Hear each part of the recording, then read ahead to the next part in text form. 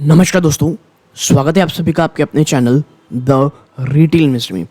Guys, जैसा कि आपको पता होगा, अंबुजा सीमेंट्स के अंबुजा सीमेंट्स के Q1 के नंबर्स आ चुके हैं दोस्तों। और अडानी के अधिग्रहण के बाद ये आप कह सकते हैं नंबर्स पेश हो रहे हैं। तो कैसे रहे नंबर्स, सीधा लेके चलता रिजल्ट की तरफ। और देखिए, नंबर्स जो हैं वो करोड़ में, तो हमें ज़्यादा परेशानी नहीं होगी। आप देखिए यहाँ पे नंबर जो हैं वो करोड़ पे हैं, तो ज़्यादा परेशानी हमको होगी नहीं। अब चलता हूँ सीधा नंबर्स की तरफ। सबसे पहले रेवेन्यू फ्रॉम ऑपरेशन, यानी प्योर बिजनेस से revenue from operation 8,712 crore rupees का हुआ है, जो पिछले क्वार्टर में 7,965 करोड़ रुपीज़ था। और एक साल पहले ये 8,032 करोड़ था। यानी कि quarter on quarter, year on year काफ़ी अच्छी जंप हमको देखने को मिल रही है। बात करें अदर इनकम की, तो 263 करोड़ रुपीज़ का आया है, जो पिछले क्वार्टर में 284 करोड़ था और एक साल पहले 136 करोड़ था दोस्तों। ठीक है, और जब आप इन दोनों को जोड़ेंगे ना, तो टोटल इनकम जो निकल के आएगी वो है 8,976 करोड़, जो पिछले क्वार्टर में 8,250 करोड़ थी और एक साल पहले दोस्तों 8,169 करोड़। तो क्वार्टर ऑन क्वार्टर काफ़ी अच्छा जंप है, ईयर ऑन ईयर जंप है।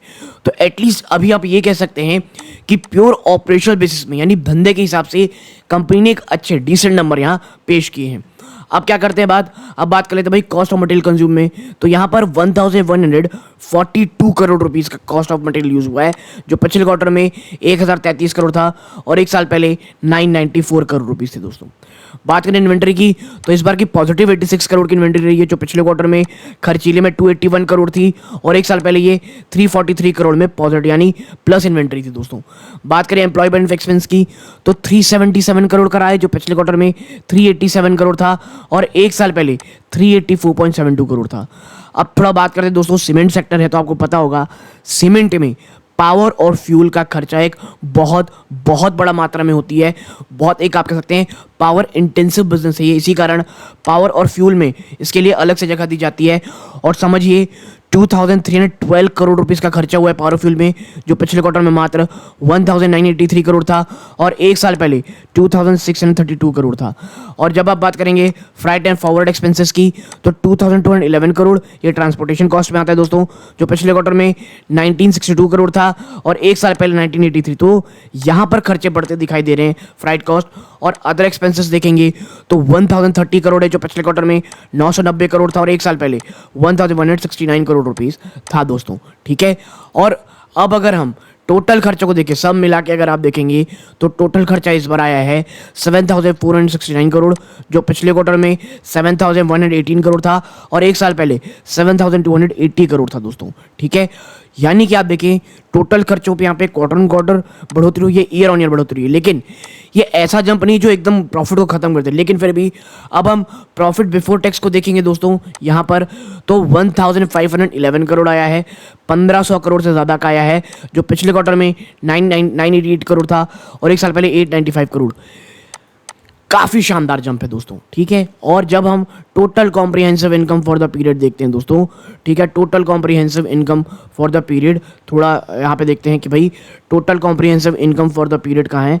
ये रहा income for the period 1,133 crore, जो पिछले क्वार्टर में मात्र 775 करोड़ था और एक साल पहले 868 करोड़ था।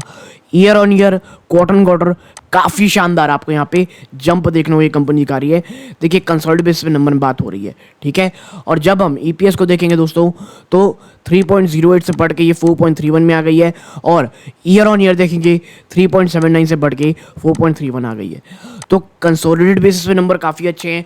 अब थोड़ा चर्चा कर लेते हैं भाई कि ऑन स्टैंडअलोन बेसिस नंबर किस प्रकार के रहे हैं। सिर्फ आप कह सकते हैं एक ऊपरी स्तरों पे चर्चा करेंगे यहाँ पे। तो देखिए, जब हम नंबर्स को स्टैंडअलोन में देखते हैं तो इस बार टोटल इनकम आप देखेंगे तो 4,919 करोड़ है, जो पिछले क्वार्टर में 4,430 करोड़ थी और एक साल पहले 4,629 करोड़।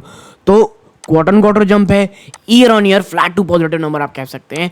कोई बहुत बड़ा जंप आपको नहीं देखने को मिलेगा। और जब हम नीचे चलते हैं दोस्तों, टोटल खर्चों को देखते हैं तो देखिए 4,052 करोड़ खर्चा है, जो पिछले क्वार्टर में 3,706 करोड़ था और एक साल पहले 3,490 करोड़। तो लेकिन यहाँ पे दोस्तों ईयर ऑन ईयर एक बड़ा जंप है खर्चों में स्टैंड अलोन बेसिस पे। क्वार्टर ऑन क्वार्टर आप देखेंगे तो भी 10% के आसपास का जंप देखने को मिल रहा है।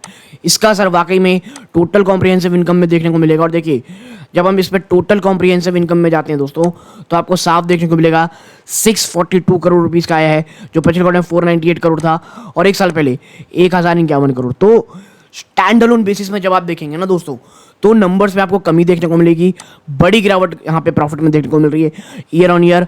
और क्वार्टर ऑन क्वार्टर आप देखेंगे तो आपको यहाँ पे जंप देखने को मिल रही है। और स्टैंड अलोन बेसिस में यही कारण है कि जो ईपीएस है वो 5.28 से घट के मात्र 3.07 पे आ गई है, और क्वार्टर ऑन क्वार्टर बेस पे 2.40 से बढ़ के 3.07।